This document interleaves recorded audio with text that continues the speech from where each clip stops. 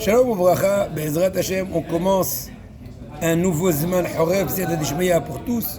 On prie à Kadosh Baruch Hu qui nous protège Bezrat Hashem, tous les soldats, tous nos frères qui sont dans tous les coins du monde, qui donne la bonne guérison à tous les malades et que Kadosh Baruch Hu se dévoile promptement avec beaucoup de miséricorde. Amen. Dans la parashat de la semaine, parashat Noah, il est mentionné, qu'on l'a dit tout à l'heure, le fait que Kadosh Baruch Hu a dit à Noah de faire un tsohar. Rachid dit que dans l'arche de Noé, il y avait soit une fenêtre, soit une explication. Selon une autre explication, cela voudrait dire qu'il fallait mettre une pierre précieuse qui était en fait, qui luisait comme une torche. Chacune de ces deux explications veut dire un message. La fenêtre d'un côté, c'est vrai qu'elle n'est pas suffisante pour illuminer tout l'arche, parce que l'arche avait 3 étages. Celui d'en bas où il y avait les déchets, celui du milieu c'était les animaux, celui d'en haut des humains. Mais, et encore plus, cette fenêtre-là n'était pas non plus très utile pendant les 40 jours du déluge, étant donné qu'on sait très bien que les luminaires ont cessé de fonctionner, de donner leur lumière pendant les 40 jours du déluge. Donc pourquoi cette fenêtre?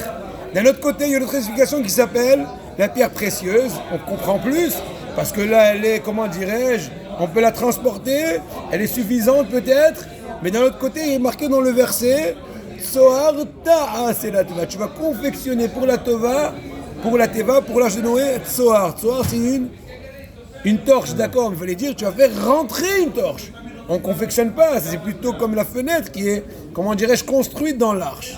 En fait, pour comprendre la chose, les deux choses sont vraies. À Kadosh Baruch Hu, en disant à Noah, fais-toi une fenêtre, c'est pas juste pour faire rentrer de la lumière, c'est pour rajouter de la lumière. Au niveau idéologique de la chose, cela veut dire une personne dans son service divin, il y a 2 étapes. Premièrement, à recevoir, faire rentrer la lumière de la divinité à l'intérieur de soi, l'arche de Noé, qui est le symbole de notre protection, de tout le déluge qui est autour de nous, aussi bien le déluge matériel et encore plus le déluge spirituel. Mais d'un autre côté aussi, en parallèle, faire aussi la pierre précieuse, qui est là pour illuminer notre intérieur, faire inculquer en nous tous les messages de la divinité qu'on a reçus, les propager en nous-mêmes, et vivre en fonction de cette connaissance.